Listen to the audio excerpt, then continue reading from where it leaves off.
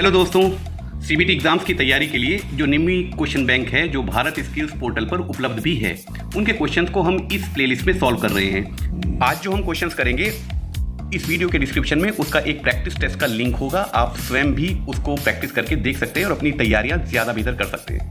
अगर आपको इन question banks का PDF चाहिए तो आपको हमारे टेलीग्राम ग्रुप से जुड़ना चाहिए, जिसका लिंक भी हम इस वीडियो के डिस्क्रिप्शन में डाल देंगे।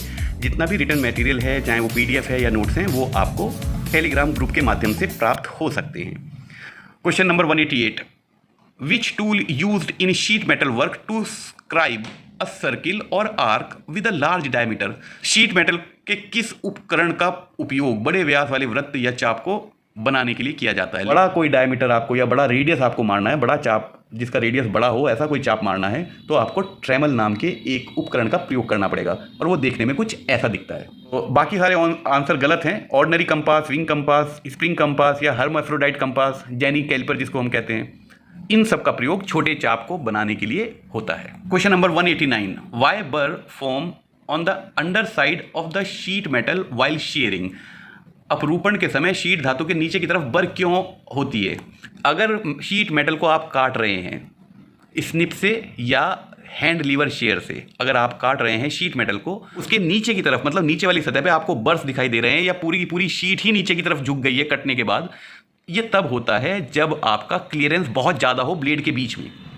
आंसर देख लेते हैं। नो क्लियरेंस में तो कटिंग ही नहीं हो सकती। हार्डन्ड मेटल टूटेगा, वो नीचे बर्स नहीं आएंगे। इंक्रीज इन फोर्स भी आंसर नहीं है। एक्सेसिव क्लियरेंस इसका आंसर है। दोनों ब्लेड के बीच में आपने जितना गैप देना था, और वो गैप किस तरह से देते हैं हम, जिस शीट को आप काट रहे हैं उसकी मोटाई के अनुसार वो गैप रखा जाता है।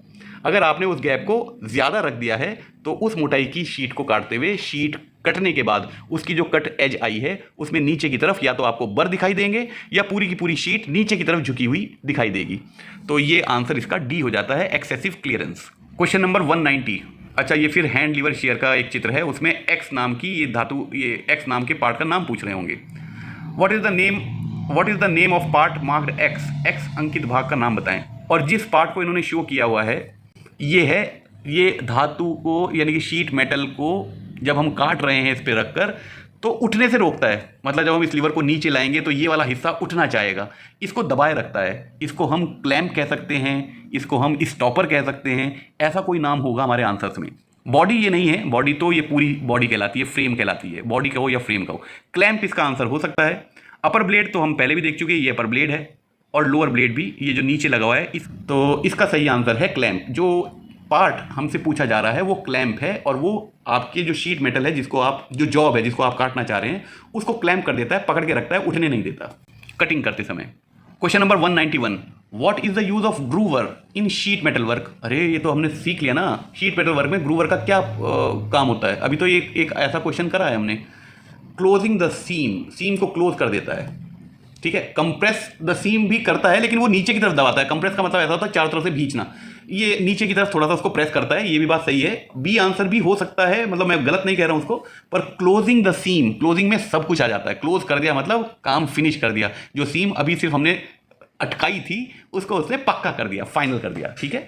तो आंसर सी सही है। ग्रूवर का यही काम है, क्लोजिंग द सीम। देखिए, दो पार्ट को जब हमें शीट मेटल में जोड़ना होता है तो हम दोनों पार्ट के एंड पे इस तरीके से फोल्ड बनाते हैं, और ये वाला एक पार्ट जो है दूसरे पार्ट के अंदर ऐसे अटका दिया जाता है। अब इसको पक्का करना होगा ना, इसको पक्का करने के लिए हमें ग्रूवर नाम के एक टूल की आवश्यकता होती है। वो इसको हथौड़े की मदद से ठोक ठोक के बिल्कुल इस सीम को ऐसे लॉक कर देता है या फाइनल कर देता है या क्लोज कर देता है।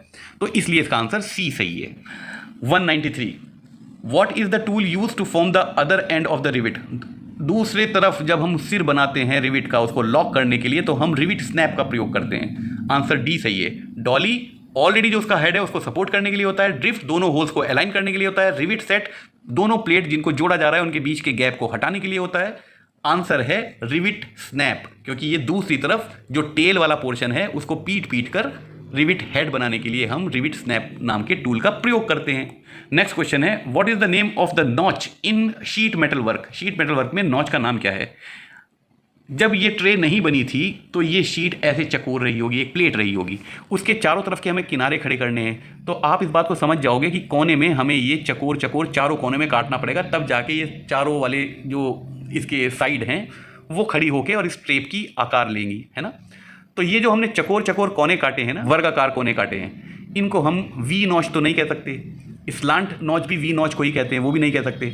इसको हम कहेंगे स्क्वायर नॉच, क्योंकि ये वर्गाकार हैं और 90 डिग्री पे कटती हैं, तभी वो जो आपकी साइड खड़ी होती है ट्रे की, ये वाली साइड, चारों साइड ये 90 डिग्री पे खड़ी हो जाती हैं। इसका सही आंसर स्क्वायर नॉच है। What type of mallet use for hollowing panel beating? Panel beating को खोखला करने के लिए किस प्रकार के मैलेट का प्रयोग किया जाता है? अरे खोखला करने का मतलब ये मत समझना कि हम शीट मेटल में कोई छेद कर रहे हैं, हॉलो कर रहे हैं, उसको खोखला आर पार कर रहे हैं। खोखला करने का मतलब है उसके अंदर कोई गड्ढा बनाया जा रहा है, मतलब उसको पीट पीट के थोड़ा बाउल जैसी शेप दी जा रही है, मतलब थोड़ा ऐसे जैसे तसला होता है ऐसी शेप दी जा रही है। बॉसिंग मैलेट है वो। बॉसिंग मैलेट इस शक्ल का होता है, थोड़ा ऐसा देखने में लगता है, और इसका प्रयोग हम हॉलोइंग ऑपरेशंस के लिए करते हैं। ठीक है, ये याद रहेगा आपको। हॉलोइंग मैलेट्स कहलाते हैं वो। लकड़ी के बने हुए होते हैं या किसी सॉफ्ट धातु के, रबड़ के भी बने हो सकते हैं, पर बॉसिंग मैलेट कहते हैं। इससे हम अगर नीचे की जो डाई है आपकी उसमें भी थोड़ा गड्ढा है, उसके ऊपर आपने शीट रख दी, तो अब इसको पीट पीट कर हम उसमें बिठा देते हैं, तो एक हॉलोइंग ऑपरेशन कर दिया जाता है। 196 what is the fault in riveting? ये जो रिविटिंग का आपको दिखा रखा है, इसमें क्या फॉल्ट है? इसमें फॉल्ट ये है कि आपका होल जो है वो अलाइन नहीं है। ऊपर वाली प्लेट में आप देखेंगे वो लेफ्ट साइड पे रिविट से टच हो रही है, और नीचे वाली फ्लैट प्लेट जो है वो राइट साइड वाले रिविट के शैंक से टच हो रही है। मतलब ऊपर वाली प्लेट में राइट साइड पे आपको गैप दिखाई दे रहा है, और नीचे वाली प्लेट में आपको लेफ्ट साइड में गैप दिखाई दे रहा है। इसका मतलब ये होल्स दोनों सेंटर में नहीं थे, होल्स आउट हैं आपके। Holes on the plate are not in line. Answer 4 वाला सही है। दोनों होल्स जो हैं वो एक लाइन में नहीं है, यानी कि अलाइंड नहीं है। बर्स बिटवीन द प्लेट नहीं हो सकता, क्योंकि इसके बीच में तो हमें कोई गैप दिखाई नहीं दे रहा। बर्स बिटवीन द प्लेट होती तो गैप जरूर दिखाई देता दोनों प्लेटों के बीच में। Rivet head not centred. Rivet के हेड तो बिल्कुल सेंटर में दिखाई दे रहे हैं, जो लाइन नीचे से चली है ऊपर तक बिल्कुल बीच में ही जा रही है, वो तो दोनों हेड जो है वो रिविट के सेंटर में है। Too much allowances given.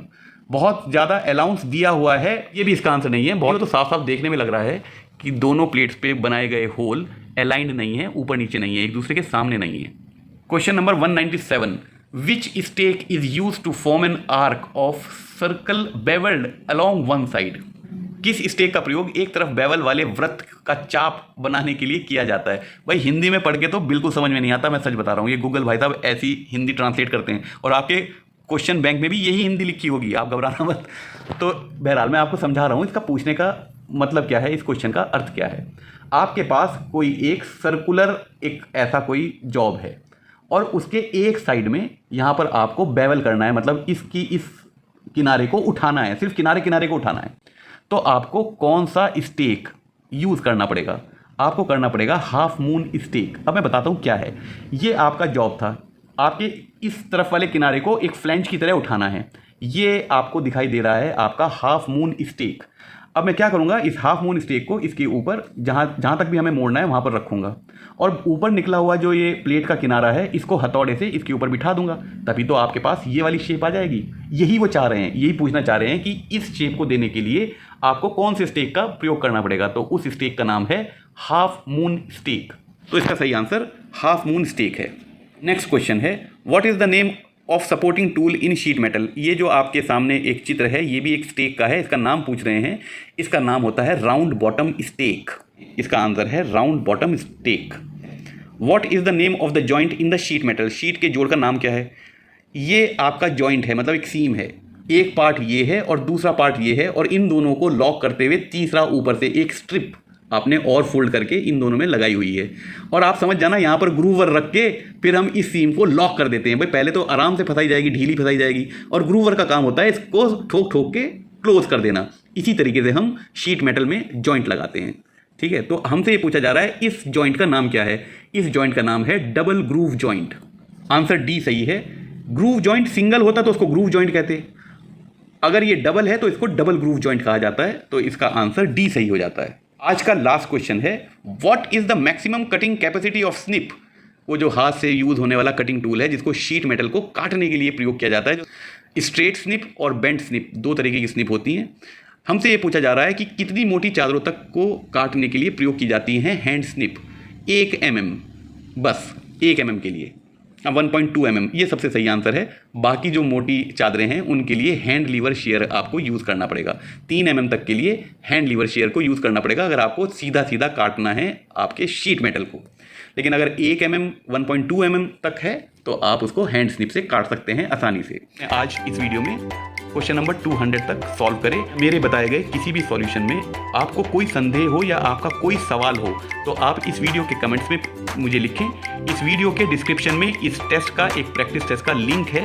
हालांकि उसमें और भी क्वेश्चन होंगे लेकिन 167 से वो शुरू होगा। आप 200 तक खुद उस क्वेश्चन को करके देखें और अंदाज़ा लगाएं कि आपके एग्जाम की तैयारी कितनी है। अगली वीडियो की प्रतीक्षा करें। तब तक खुश रहो, पढ़ते रहो। Good bye.